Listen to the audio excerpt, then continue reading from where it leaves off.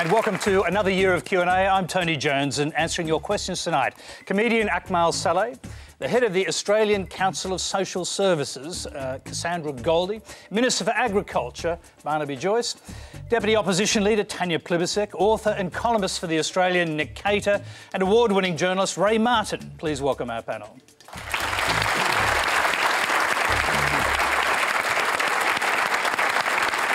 As usual, we're being simulcast on ABC News 24 and News Radio, and you can join the Twitter conversation using the Quanda hashtag that just appeared on your screen. Well, our first question tonight is from Alicia Scott.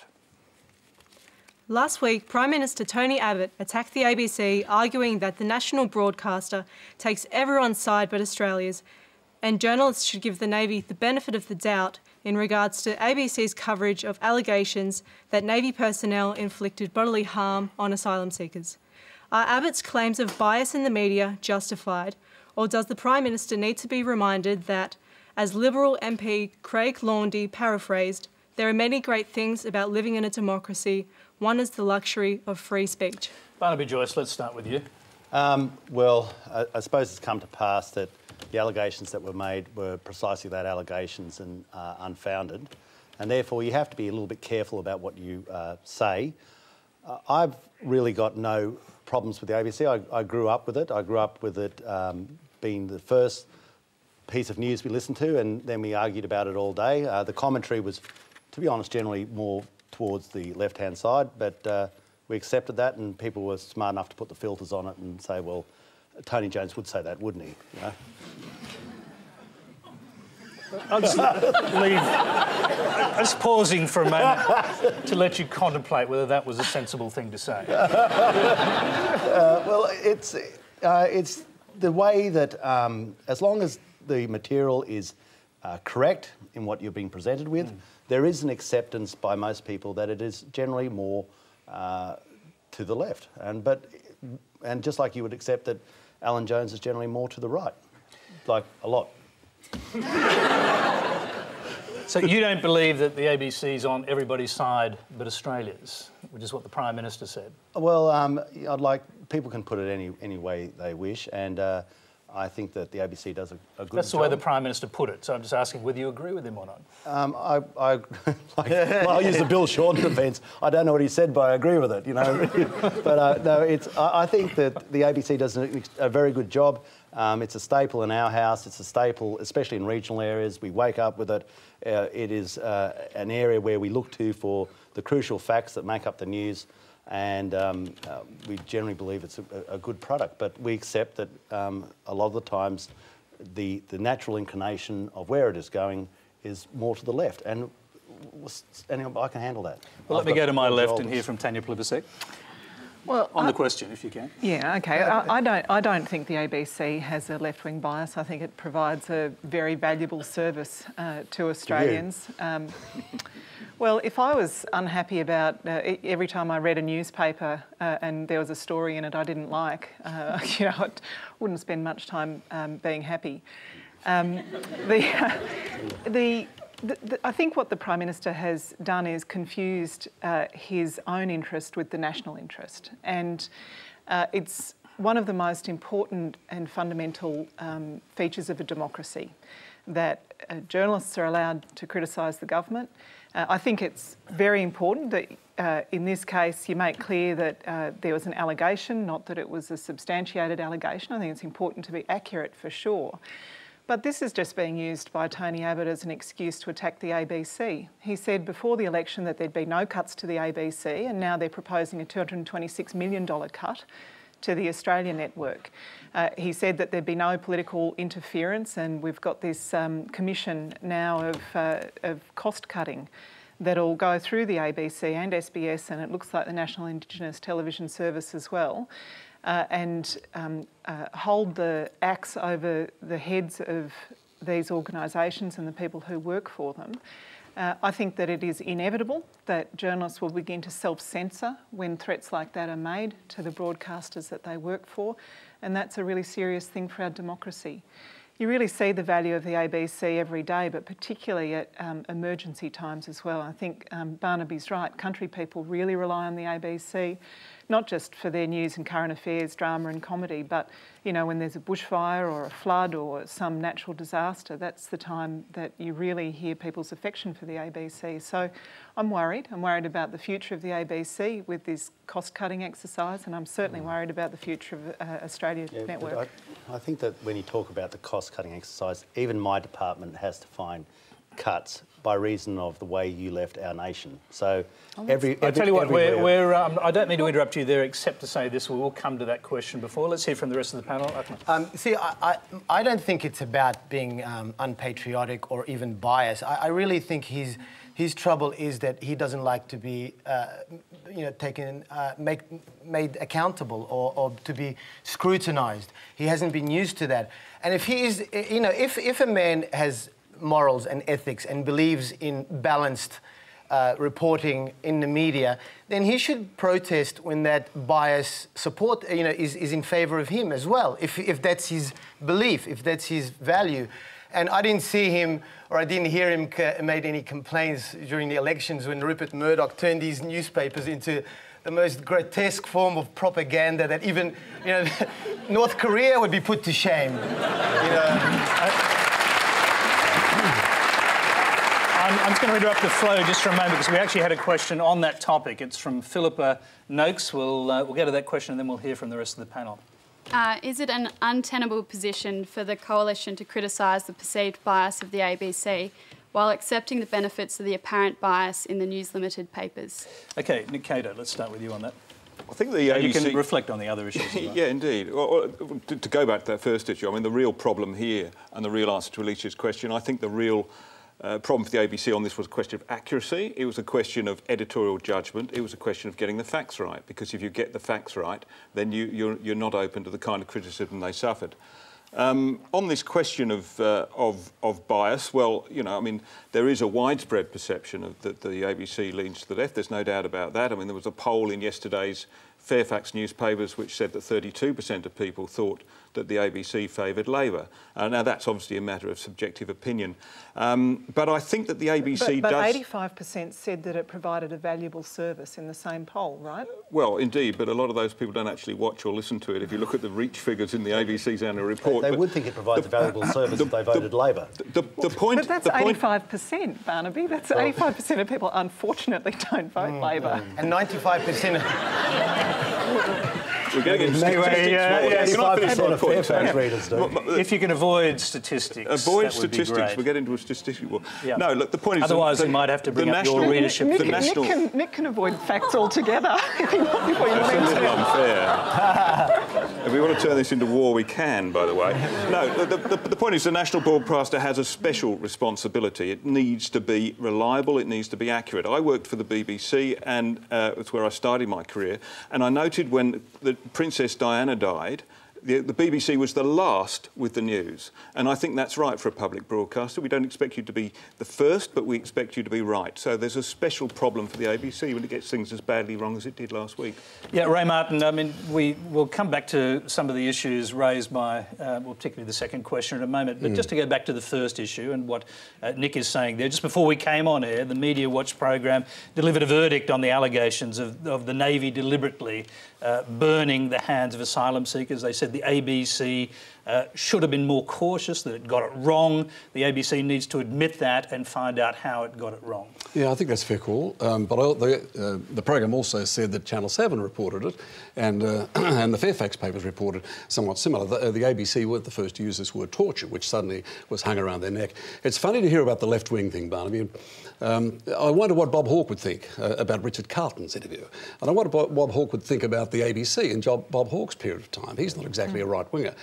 It's an old sport in Australia to bash the ABC, especially on one side of the political fence. I remember when I was here for 14 years as a correspondent, and we ended up at one stage, we found more people at journalists left the ABC to work for the Country Party as it was then, or the National Party, and for the Liberal Party than had left to work for the ABC, for the Labor Party. And I remember, the final word, because you've had a few, looking at your tie, Barnaby, when I first went to New York for the ABC's ABC correspondent, the Prime Minister at that stage was Billy McMahon.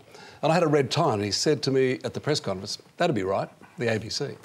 Well, commies. And here we have two wearing red ties today. Just want to say, I think this really highlights how the high risk of what's going on around this debate, that immediately we're descending into a very kind of politicised discussion when really what we're talking about is one of the most core requirements of a democracy is to have a stable public broadcast. If you've travelled and you know what it's like when you're only relying on people prepared to fund propaganda, it is a very high-risk environment.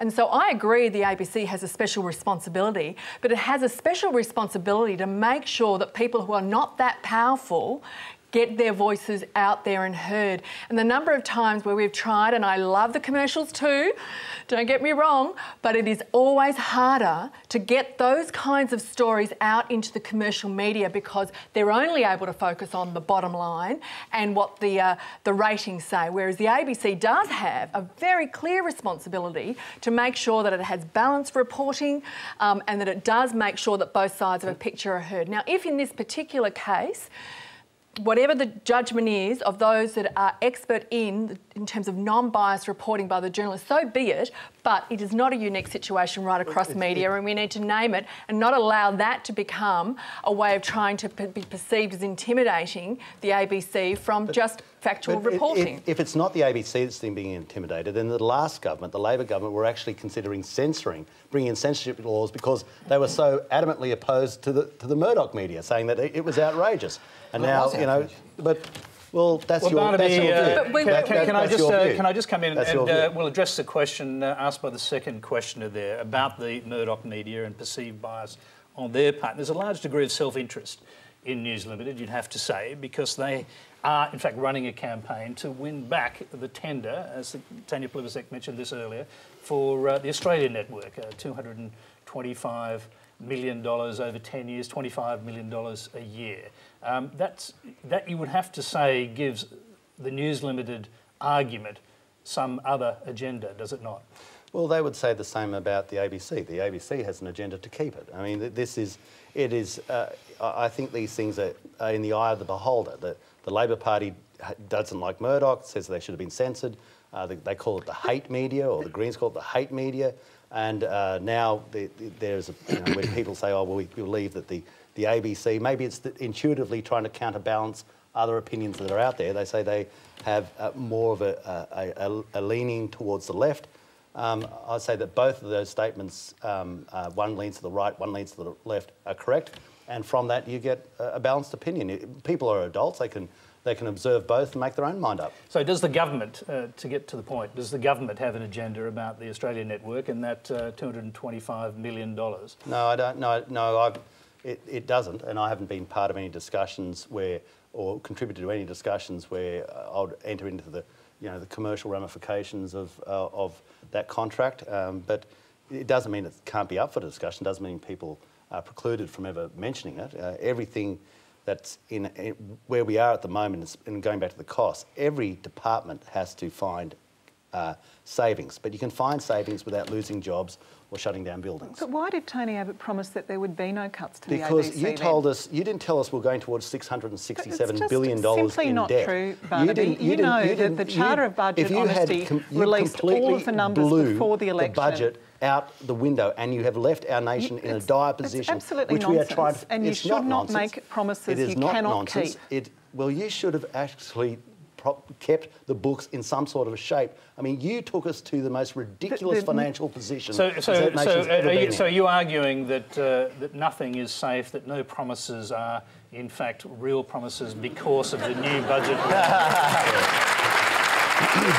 Well, Tony, I can say that if you get to a position where the checks bounce. It doesn't matter what promise you've ever made. It's just not right, We've Barnaby. got to make sure that mid-year occasion economic doesn't forecast. happen, and you've got to make sure that if there are savings that you can deliver without a drastic reduction in services or without losing jobs. In my department, they left me in my department $40 million in debt. I had to go out and find $40 million in savings. We had to go, and this is the inherent problem with Labor. It is always incompetence. They always leave you with a basket. Okay, all right. I'm just going to go to Nick Cater because we were talking about News Limited. You worked for News Limited for many years. I'm sure you weren't saying this, Tony, but perhaps some people took the implication of what you're saying that some of my former colleagues may affect, their editorial judgment may be affected by the company's commercial interests. Can I just say, in 24 years at News Limited, that's absolutely never the case. The Australian is a newspaper.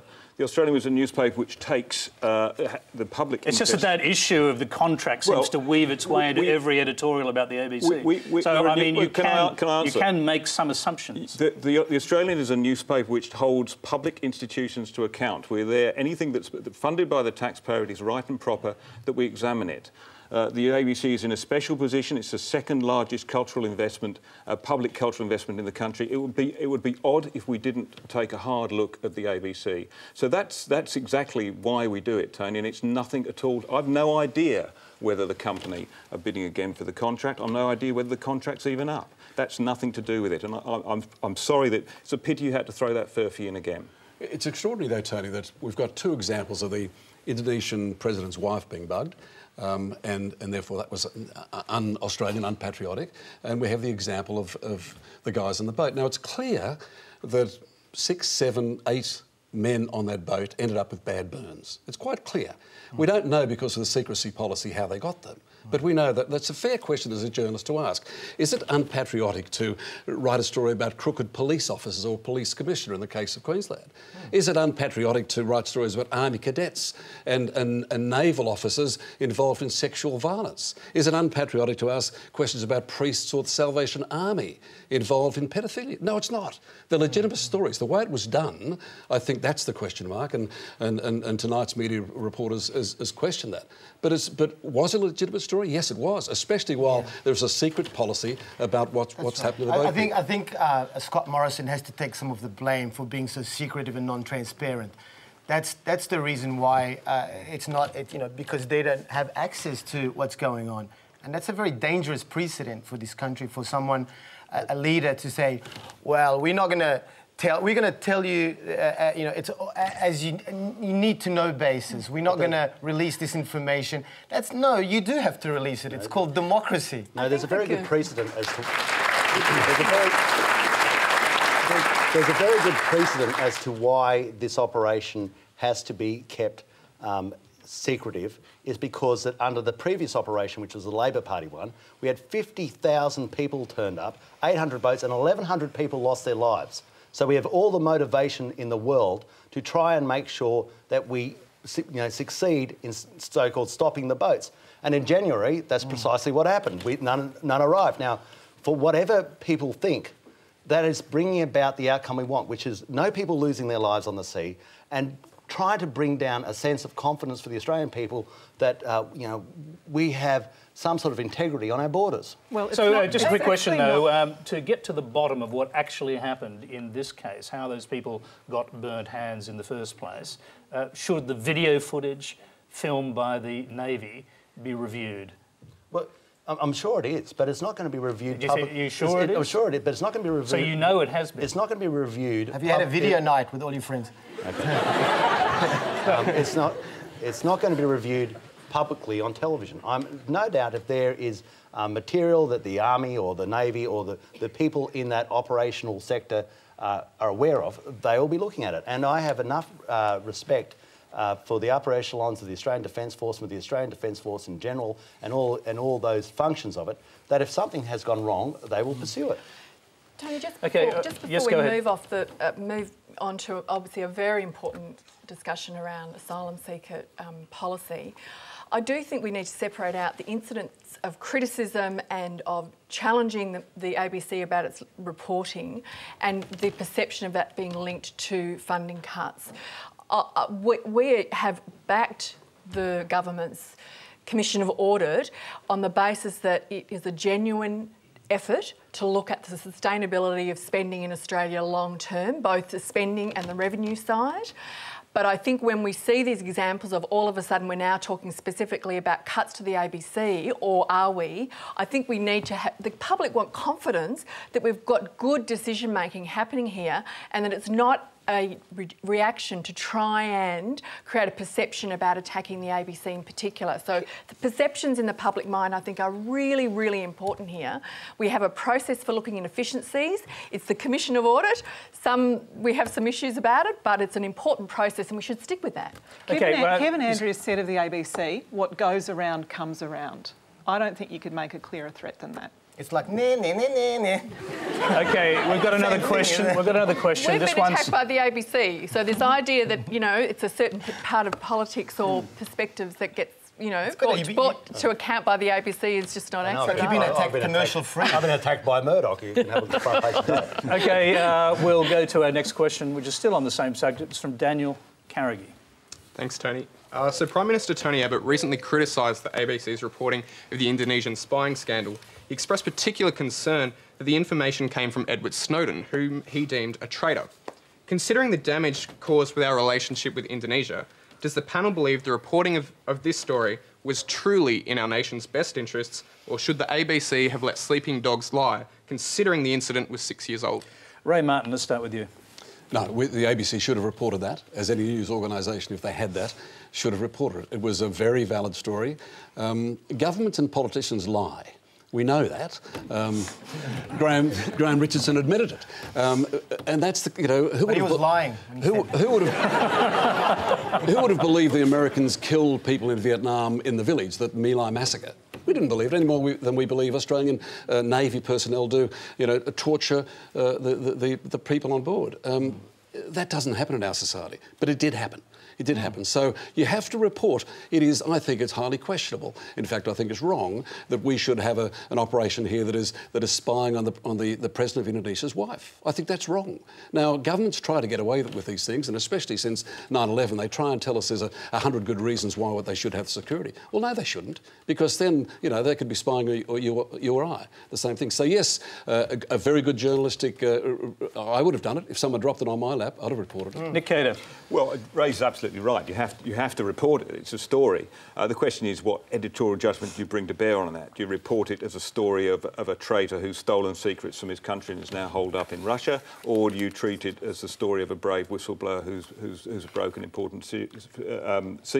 The ABC's big mistake in this, I feel, was to become one of the lead agents in the story. They could have done what most of the rest of the media did, and that was sit back, let The Guardian report it, and then have taken a more objective view of what came out. But I think it was a big mistake. So I'd just like to know, as a reporter working in News Limited, would you have said, no, I'm not going to touch that? Well, we did report the story. Yeah. Eventually. Well, we reported the story when it came out as The Guardian reported it. We weren't leaders. Was that in the national interest to report it? Well, of course, by that stage it's a story, but you've got to report it in all its full dimensions, and you know, including. So we're getting a musical accompaniment from someone's telephone. You'll just that's for me. Turn that straight off if you don't mind. I thought it was me, but including the fact that there are allegations. I think fair allegations that this man was indeed a traitor. And that's the other way of painting the story. But I think by taking the lead role, the ABC was forced into a position which it really didn't need to be in. So here's a point, because the Australian actually did come up with its own scoop at somewhere along the line as these stories were being reported, and discovered something about why the Indonesian President's wife was targeted in this way and reported that. Was that in the national interest? Well, you know, I'm right with Ray on this. I mean, you have to report these stories, and I think that the stories that Cameron Stewart wrote in The Australian did a great deal to explain the background to this. You know, I mean, of course, it's going to be problematic for the government in its relations with Indonesia, but that's something they have to deal with. And I think as a news organisation, Tony, as well. Go back to somewhere like Watergate. The New York Times breaks the story, the Washington Post goes along with it as well, and then breaks its own stories. Yeah. And I think that's what the Australian did. And this is a case where the ABC could validly say, right, the Guardian's got the story, we've also got it, we'll run with it, and we can see if we can further the story. That's what you do as a journalist. Barnaby, Joyce.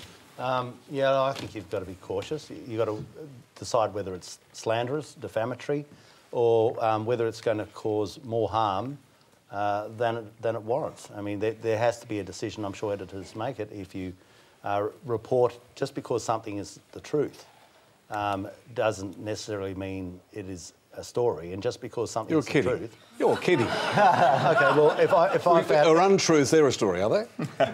No, but if I found something that was the truth about you, Ray, but it wasn't necessarily a reason for me to put it out there, should I just put it out there because it's the truth about The you? Indonesian president's wife her phone was tapped. Is that not a story? The Indonesians...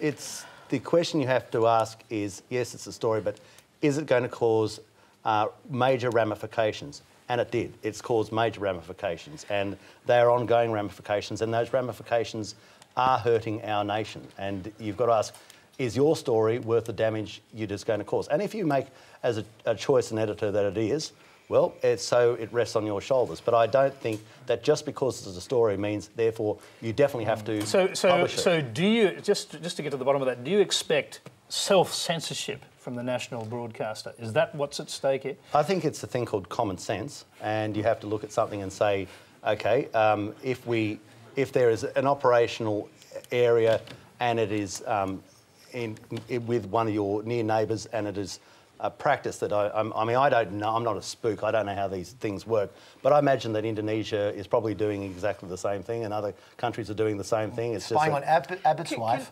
No doubt. We know that our computers get hacked into, we hear that. And so I've seen the footage of the Indonesian leader's wife that was filmed. There was like 20 hours of her in the kitchen. You have to be really careful. Even statements like that, you have to be really careful what you say. No, I was just joking. See, that's the thing about comedians. If you're wrong, you could just say it was a joke. Tanya, Plibersek, I'll bring you back to the serious side of the argument. Look, I think that once the information was in the public domain, no news organisation worth its salt would self-censor and not publish. However, I think it was very unfortunate that that information ever became public. I think that governments do have legitimate reasons to collect intelligence and security, and I'm not going to comment any more on the intelligence part of it. But once the information is leaked, then it's impossible for a news organisation not to publish. I think the bigger problem in the relationship with Indonesia was, in fact, how the poor footing that the new government got off to, the tow back the boats, the turn back the boats, the buy back the boats, the hiring people on Indonesian soil, all of this announced with no consultation with Indonesia, meant that the relationship was on shaky ground to begin with. But the spying was done under your government. No. The point is how things When are you say handled. no, do you mean yes? Diplomatic. Well, I said I'm not going to talk about the intelligence aspects. But you weren't actually denying it. That's my point. I'm not going to talk about the intelligence aspects of it. But the fact is that when information like this is published, how we handle the relationship beyond that, shaky to start with. Tony Abbott goes to Indonesia and locks Indonesian journalists out of a press conference. That doesn't help. He makes all sorts of announcements about policies on Indonesian soil and in Indonesian waters without ever discussing them with the Indonesian government. I mean, it is a relationship that has been mishandled quite badly. We've just got a few hands up, and I'll take that gentleman at the back, had his hand up first. Go ahead. Thank you, Tanya. Broadly to the panel, but I guess to our minister and our opposition. You talked about ramifications of the story breaking, what impact it has on Australia. The ramifications by unearthing some of this, by bringing it out from under the covers, could in the long term be a better relationship by being based on truth and therefore have better international relations. Okay. The pain in the short term could be worth it. OK, I'm just going to take that as a comment. Quickly go to this gentleman at the front here who's also got his hand up, and then we'll throw to the panel. I just graduated journalism from UTS. Would you expect that all the graduands and the people going into the journalism field would adhere to these ideas of, you know, not breaking these massive stories that would possibly come? Because I know that if Edward Snowden dropped something like that on my lap, damn right I'd publish. No question, no qualm. Barnaby, Joyce, just quick answer on that. Well, there is, I suppose you could say, some honour amongst thieves on this, that we don't comment on what the previous government has done in regards... What do you mean by honour among thieves in this regard? I'm trying to give you opening Q&A some colour and movement, mate. So we don't comment on what the previous government has done. We accepted it as a process and continue on. And it's if something is in our national interest, we try, and it's in our national interest to keep it basically a secret, because that's what I suppose the Secret Service is there for. Then that's precisely what we try. Okay, but yes, you can. Yeah. But I'll just get Barnaby Joyce quickly to respond to the question we just heard. I mean, one person said this could be good for the relationship in the long run. Well, the other young journalist asked the question. I'm a journalist. Are you really telling me I wouldn't publish something as dramatic as this, a story that has such large implications? If you had a newspaper for your street and you found something out about your neighbour, would you publish it, no matter what the story was? If it was good enough for the But You would find that your house was burnt down very quickly. No, I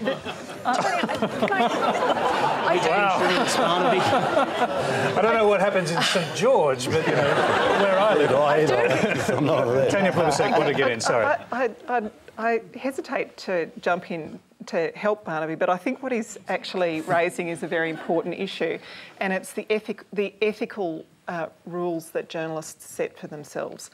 And one of the examples that has come out of these security leaks would be, if you're a journalist and you got dumped in your lap a whole lot of information, would you check, first of all, that the release of this information didn't endanger the lives of someone who was working in the intelligence community, for example?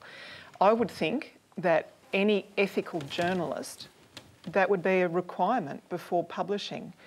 I think the other point that Barnaby was making is, just because something's interesting, it doesn't mean it's in the public interest. And Ray, I think he didn't mean what you thought he meant. He meant, for example, if I was having an affair that didn't affect my work, that You've didn't heard it first.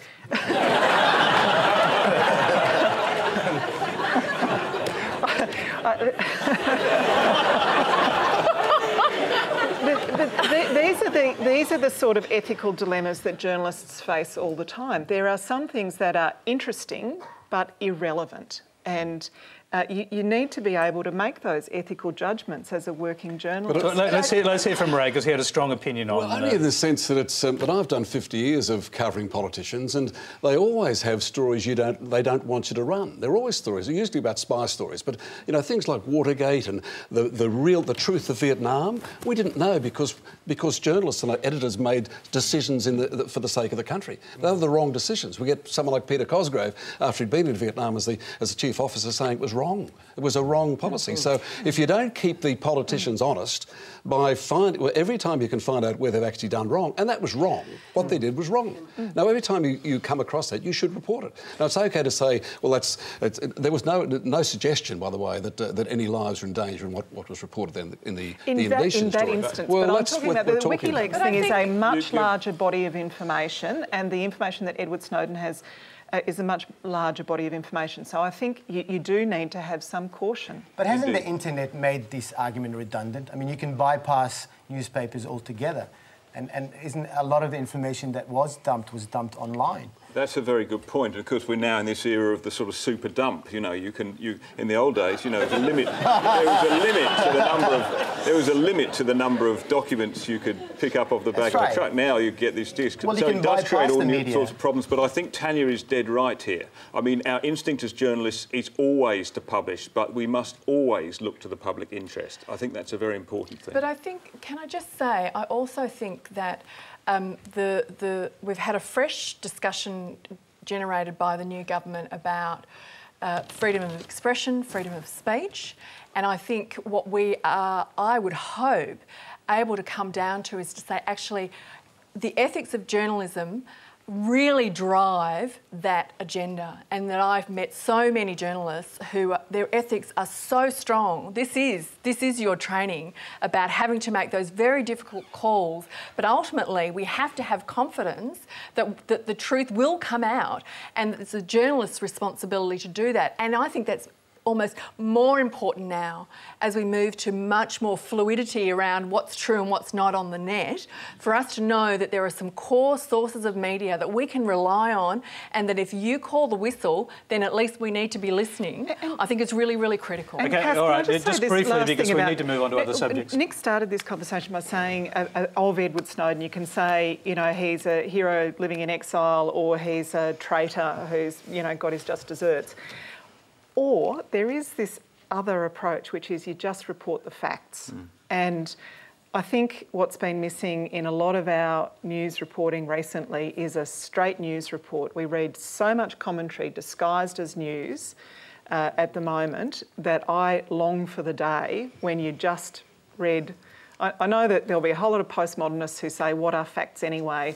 But in fact, I don't think they were going to... There is an approach where you struggle simply to report to the best of your knowledge what actually happened, what people actually said. Hear to that. Okay, it's time to move along, and our next question is on a very different subject. It's a video question. It's from Michael Manikis in Balmain, New South Wales. With no experience on construction sites, how on earth can the police play watchdog to the construction industry? What right do the Greens and the ALP have to block the reintroduction of the ABCC to oversee the industry? Of course, the ABCC is the Australian Building and Construction Commission. Tanya Plibersek, why are you blocking the return of the commission? Well, Fair Work Australia already has a building area that examines a lot of the issues that we're talking about. If anybody's talking about actual criminal behaviour, the best people to examine that are the police. If the unions have behaved in a way that breaks the law, if employers have behaved in a way that breaks the law, then the police should examine that evidence. Barnaby, Joyce. Well, obviously the ABCC was a program that was working. So many people on building sites feel totally and utterly intimidated. They know that if they do go forward and report or take it through police investigation, that doesn't help their cause in any way, shape or form. There's a form of thuggery, standover tactics, and this has got to stop. People should be able to arrive at a work site and feel a sense that they are not going to be stood over, nor is the employer going to be stood over. And it's peculiar to the construction industry, like it is not present in any other form. And what that gentleman said is precisely right. We have to get this program up and running because we have to give people on those construction sites a sense of safety, where in many instances that is just not the case. Now, by the way, as we know, these revelations, or the most recent revelations of corruption in the industry, came from reporting by the ABC and Fairfax acting together. I suppose in this case, the government supports the ABC. That's that good old left-wing bias. Well, I didn't say the ABC was trash. I said that I think the ABC is an extremely good organisation that does a very effective job. But this is not reporting as you would... Tanya Plibersek just made the point. This is not reporting as you might construe coming from the left, is it? But this is... I mean, that's fair enough. I don't... You're over defensive. I'm not against you, mate. I'm trying to help you out. Okay. I'm just referring to the way you began the whole evening, but nonetheless. That was saying hello, Tony. It was the way you said it. Would you want to see? No, just very briefly. Would you want to see a royal commission? I think there are some issues that are coming to light, and if our power of investigation in the Parliament is not sufficient enough to deal with it, then you have to take it to the next level. All right, let's go to another question. We've heard from the politicians on that. That was most critical. The next question is from Hannah Glass.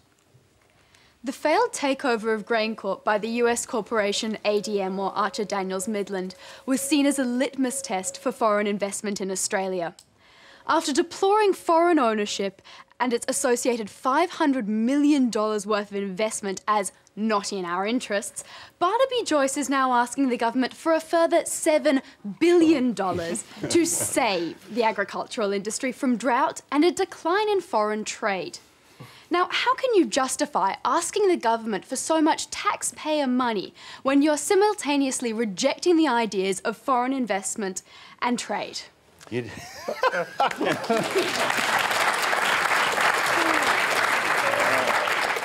I just don't know where to start with that one. Well, you could start with the front page headline of today's Australian, which said that's exactly what you're doing. Okay, let's go to the Murdoch Press's front page, and you'll note that the word $7 billion is not in inverted commas. That is, it is not a quote from me. It is more like a form of obiter dicta amongst some other quotes that came from a public forum. I think that number actually came from a bloke who was a lecturer at QUT who was on at the same forum, but it was not from me. So let's dispense with that. Don't always believe what you read. It's very important. Okay? Yet you're... and the next thing is about... was that reporting unpatriotic by any chance? Well, it was for me. And, yet at the same time, you are arguing for more money to be given to the industry, are you not? Of course, and that's a serious point. So now you've got 3 questions in one. So the rural industry that I'm trying to support has been in drought now for 18 months, in some sections 2 years. If I was to say to you, I'm not going to pay you till we have the next decent shower of rain or 6 months after that event, and I haven't paid you for the last 2 years, I think you would find yourself in a financial pickle. And it is just like a bushfire or like a flood or like an earthquake. It becomes so extenuated that it actually causes real grief. And now we have people who in their house, and I have been to them, cannot pay the power bills, cannot put food on their table, and not going to sit idly by and just see them be driven into the dirt. I have an obligation. My obligation is to look after those people because they are in a position where they have given that duty to me, and I shall try and fulfil it to the best of my ability. And we should mention the point, and this was also in the Australian story, it should be said there's been a spate of suicides as a result of the conditions driven by the drought. That's right. One person, the one that was reported where because you can't transport the stock, and even if you did transport the stock, you wouldn't get paid for them. And the wife comes home and says, I just went to town, I've got no credit, we can't get the groceries, and they're going to turn the power off. And I just can't sit by and say, oh, I've got some principle here that I think it's morally right that you just live in that situation. We've got to do something about it. So just before we go to the rest of the panel, can we just get to the bottom of what you actually did tell that packed group of farmers at that crisis meeting? Did you tell them, for example, you were going to go to the Cabinet to seek support for setting up a rural reconstruction development bank, which would live within the Reserve Bank of Australia and actually buy back bad loans from farmers? The panel was actually set up by a group trying to do precisely that. So it was segueing into their repeated asking for that. And obviously I can't commit to that because it becomes a position of Cabinet. All you can say is, I hear exactly what you say. My parents got their first start with the Commonwealth Development Bank. I worked for the Queensland Industry Development Corporation and made a return to the government by doing it. I have no philosophical objections to that process, but you can't make a commitment because it's just not in your power. And to explain that, because we might understand the process of politics perfectly, but other people don't, you have to say, look, there is actually a Cabinet process. You can't just make unilateral decisions on the road and believe that they're going to come about. Now, the first question was about... But did you promise to go to Cabinet and push that idea? Well, it becomes intuitive that... No, I didn't promise to push that idea.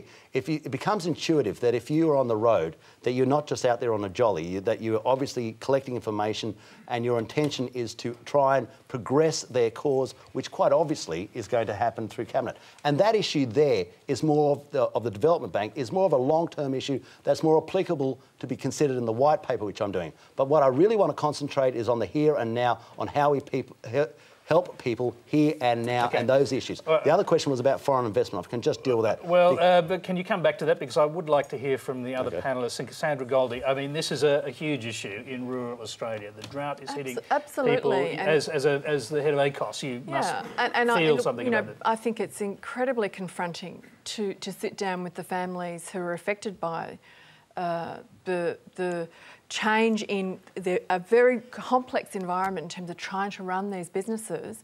And I think it throws up for us the complexity of, and it should be complex, about what we do about businesses and enterprises of a variety that for one reason or another are not delivering for the economic security of the families concerned. Dealing with the vagary of the weather.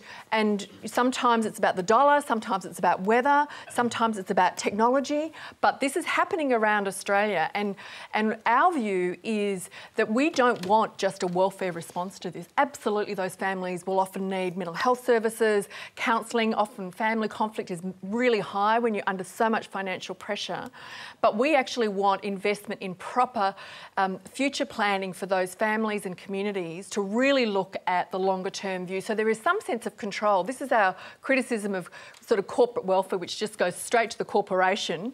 You know, question mark, is that where the money should be going? We need to get the right people around the table and say this is an investment for these communities, so that there is a real sense of some control. And I think that's one of the worst things that for the human spirit is to feel like you're powerless to get yourself out of this situation.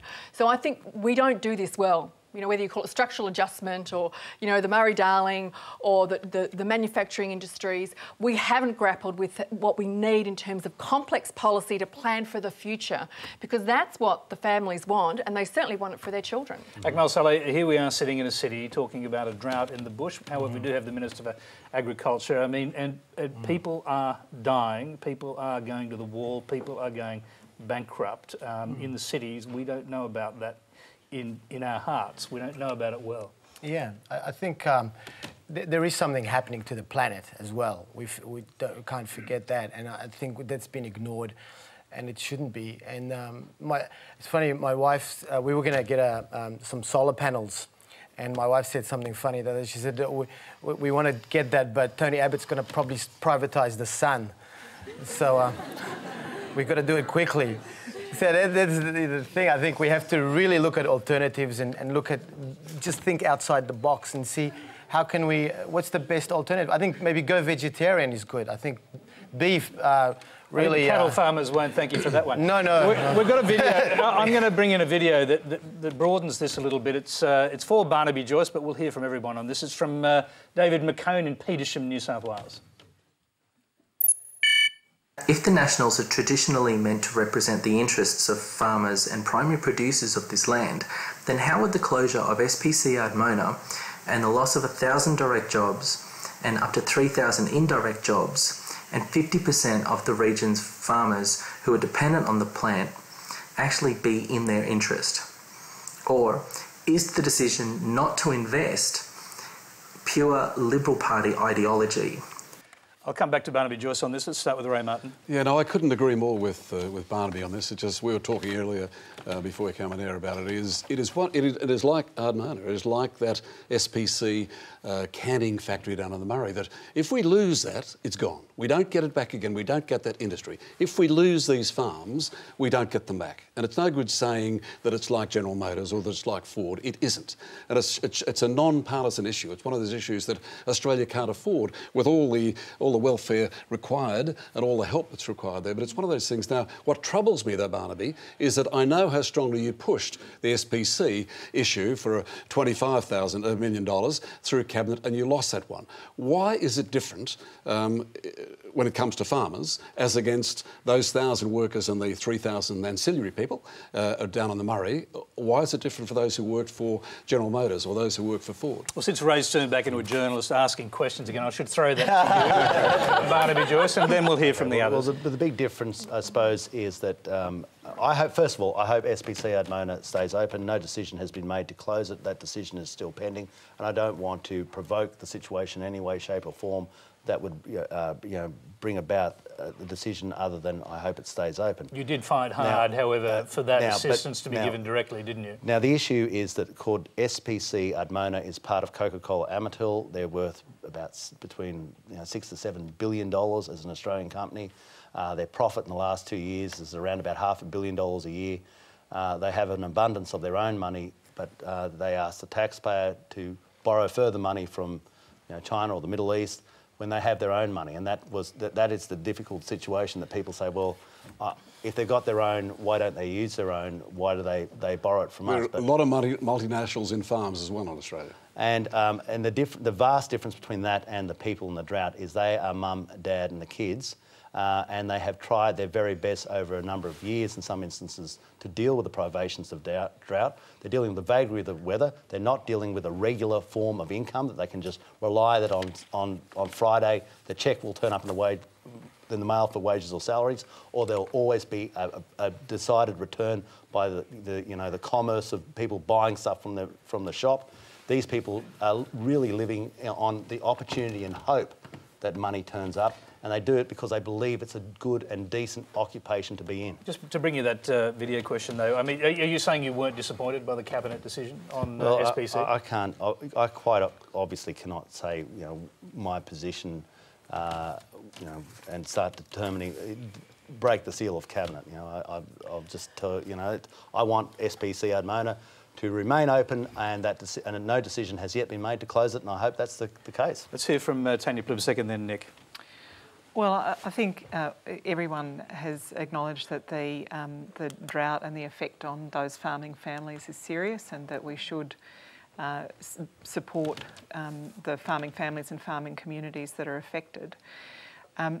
My problem is I still don't really understand what Barnaby is actually proposing, and if the reports today are accurate and there is a $7 billion price tag attached. Well, that's not correct. Well, what is it exactly? Please explain to me exactly what it is that you're promising these families now. Well, as you know better than anybody, that if I was to start proposing now before any submission has gone to Cabinet, then you're preempting Cabinet, and that's just the way a proposition will fail. So I'm not going to start declaring on national television what we are proposing to do, but it's quite clear. The simple fact, though, is if you were to set up that kind of bank to buy back bad debt, we are talking about debt. We are talking about debt in the many billions of dollars. Look, can I just say that is a long-term proposition that people are looking at. What people want to deal with is the here and now, because the previous government got rid of exceptional circumstances, and because they've got rid of exceptional circumstances, we don't really have a sufficient drought policy to deal with the issues that we've currently got before us. Joe Hockey said today that exceptional circumstances grants are still available. Yeah, well, is that not true? Exceptional circumstances, the term is available, but the capacity to actually get the money to fund it. So Joe's wrong about this? Well, no, he's right that exceptional circumstances is still you can still the states apply for exceptional circumstances. They can send us a letter saying we now deem this place to be in exceptional circumstances. But the issue is behind it is the Labor government and the states and territories of the time said that they weren't going to provide the money to support exceptional circumstances. Right. So you can come up with a term, but they don't come up with the money. Tony, I still don't know what Barnaby's proposing. He says he wants to do something in the here and now. I don't know what that is. He's got a white paper that's going to take a year. And just moving on to SPCO Moana, I think I don't have a lot of hope for the multi-billion-dollar proposal, because a proposal 1/300th of the size of the proposal we read about in the paper today was knocked on the head by Cabinet. And you're talking about $25 million to save up to 3,000 jobs. You talk about the company having a lot of money. You're talking about the company having a lot of money. They have proposed to put in $165 million of their own money. They're not asking for a free ride.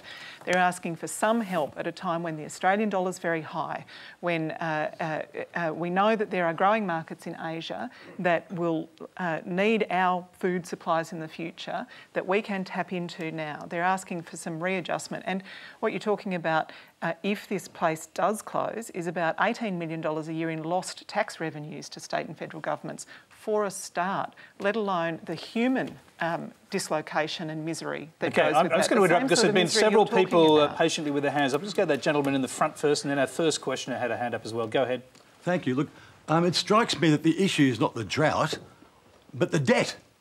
A year or two in drought is not uncommon in this country, even 3 or 4.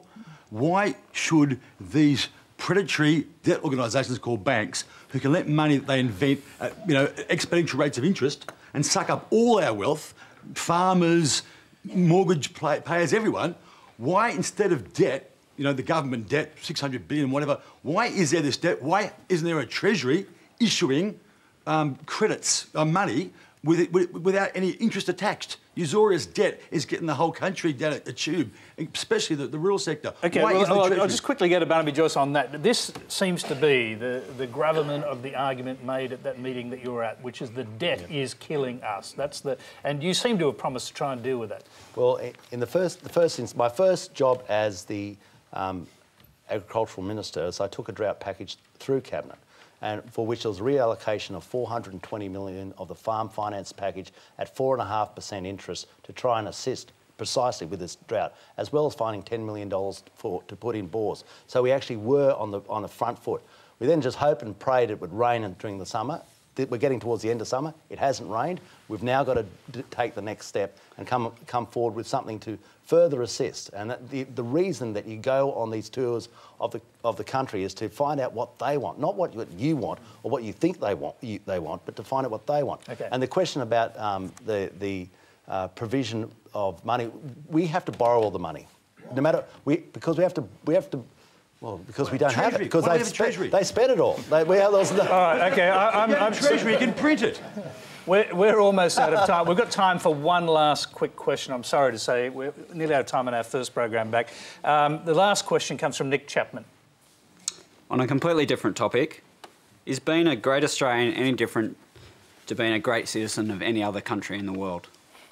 Akmal Saleh. Well, this is a question that comes up every Australia Day. There's always a committee going, what does it mean to be Australian? And I don't think there's any other country that asks that question. So no one. Well, you wouldn't ask what it means to be an Australian if you were in America, would you? What does it mean to be Mexican? No one asks that. Or what does it mean to be Capuchin? No one.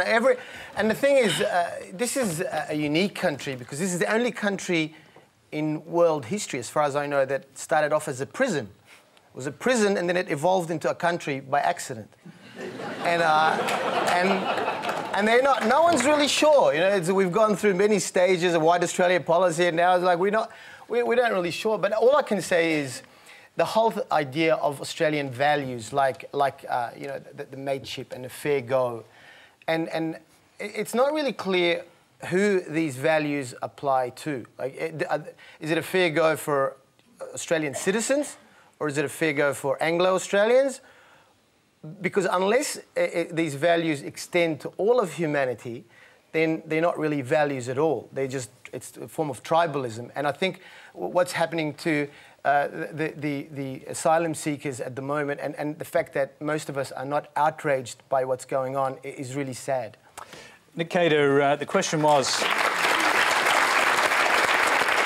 is being a great Australian different to being a great citizen of any other country? I think there's something very great about being an Australian. I have to say, if somebody became one. I mean, this is an exceptional country, and we make our luck, and we enjoy the prosperity that we enjoy today because we've worked hard and because of the sort of country we are.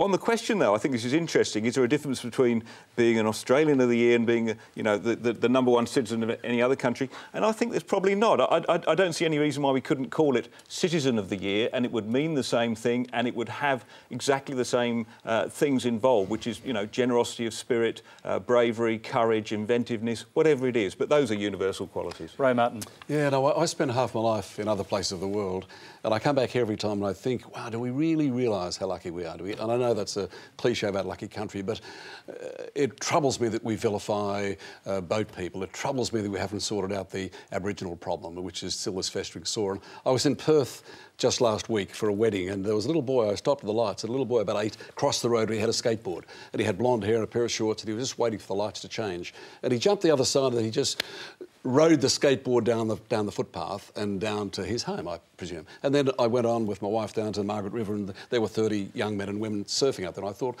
I stopped and think, do you realise how lucky you are? Do you realise what a privilege that is to be on that skateboard and just surf your way home down without a worry in the world, with 3 spare meals a day? And then you ran him over.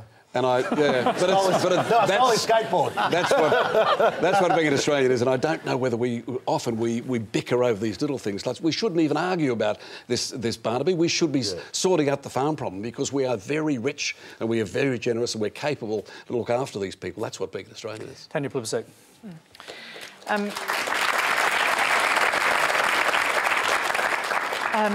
My friend Tom Uren, who is a prisoner of war, talks about the different survival rates between the Australian prisoners of war and the British prisoners of war. And one of the reasons he gives is that the Australians shared what they had and looked after each other.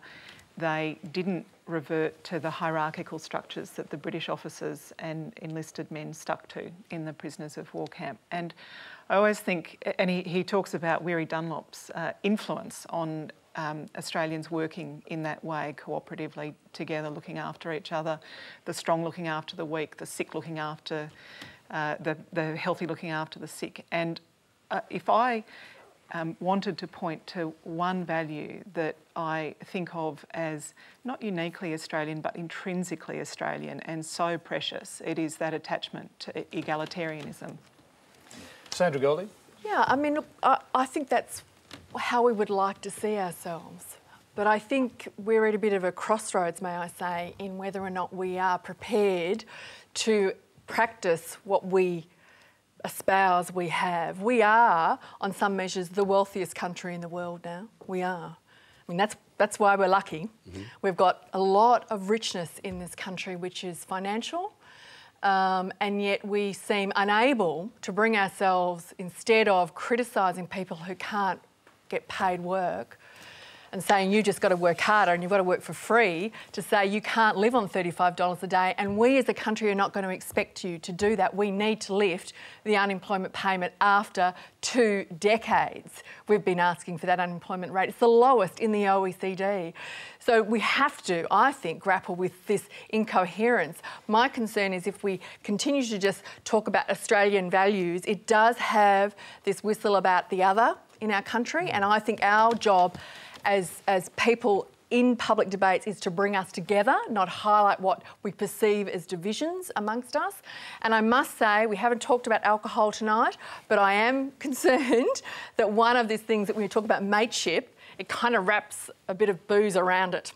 And I'm not sure that's an Australian value that we want to keep pushing. I think egalitarian should be at the core of what we are as people. And we are particularly well placed to be generous, both in Australia and around the globe. But it helps if you're pissed. Barnaby, Joyce. I don't know. Patriotism's the last refuge of the scoundrel, so here I go.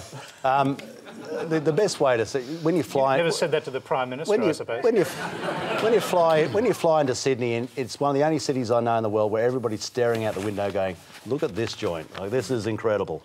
And did you have a joint? And yeah.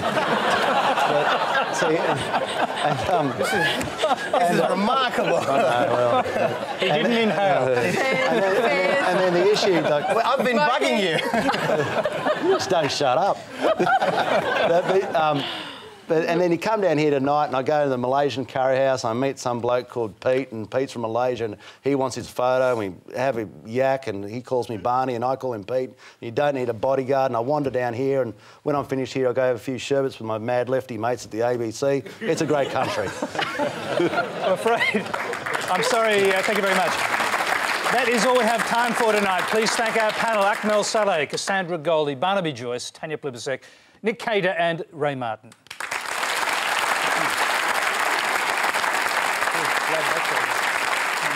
Thank you. Now, next Monday we'll be joined by the Minister for Communications, Malcolm Turnbull, the Shadow Attorney General, Mark Dreyfus, comedian and broadcaster Dave Hughes, and the columnist for The Australian, Janet Albrechtsen, and one other to be announced. Until then, good night.